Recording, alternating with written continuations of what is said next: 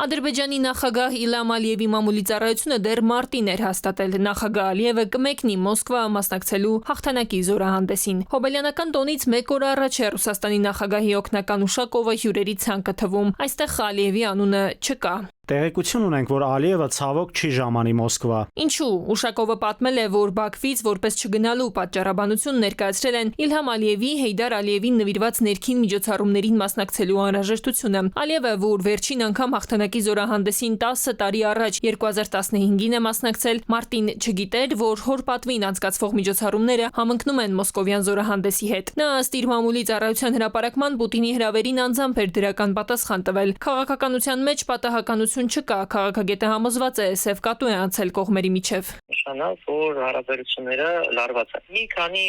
հանգաման կա, օրինակ, Ադրբեջանը մեղադրել է Ռուսաստանին, որ Ռուսաստանից կիբերհարձակում ա եղել Ադրբեջանի կայքերի վրա։ Ռուսաստանում մուտք արգելել են ադրբեջանցի պատգամավորին հետ են ապարգել։ Այսինքն այս բոլորը ինդիկատորներ են, որ հարաբերությունները լարված են եւ երկրները դեռ չեն եկել ինչ-որ համաձայնության։ Ադրբեջանի քարոզչական այնպես ամերիկացիում, որ ամբողջ խնդիրը նրանում է, որ Ադրբեջանը պահանջում է պատժել այն մարդկանց, որոնք պատասխանատու են ազալի ինքնաթիռի ոչնչացման համար, իրանք պահանջում են, որ պատժեն այն մարդիկ, որոնք այդ կիբերհարձակումն են արել։ Կրեմլին Ալիևի այս դիրքավորումը հաստատ դուր չի գա Պուտինի համար խիստ կարևոր ու սիմվոլիկ է, թե ովքեր կլինեն իրեն պատվի առածների շարքում, բայց Ալիևը վստահաբար հաշվարկել է սա ու ռիսկի գնացել ըստ քաղաքագետի Վաշինգտոնի հետ սիրախաղերի արդյունքում։ Իրենք շատ լավ հարաբերություններ են ստեղծել լոբիստական շրջանակների հետ, ամենայն հիմնականում հրեական կազմակերպությունների հետ, ու Ալիևը բարբերաբար իրենց հետ հանդիպում է, եւ սա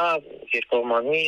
կապ է ստեղծում։ Մի կողմից ինքը փոխանցում այն ինչ որ ինքն է ուզում հասնի Վաշինգտոն, մյուս կողմից ինքը Վաշինգտոնից տեղեկատվություն է ստանում, թե ինչ է պատրաստվում, ինչ է լինելու։ Ալիևը միշտ երկակի է գործում ու հետ քայլի տեղ ամեն դեպքում թողնում է, հիշեցնում է քաղաքագետը, բայց նաև առանձնացնում Մոսկվա-Բաքու այս լարումը կարող է երկխոսության լավ հնարավորություն բացել Մոսկվա-Երևանի համար։ Տիգրան Գուրգենյան, ժամը լրատվական։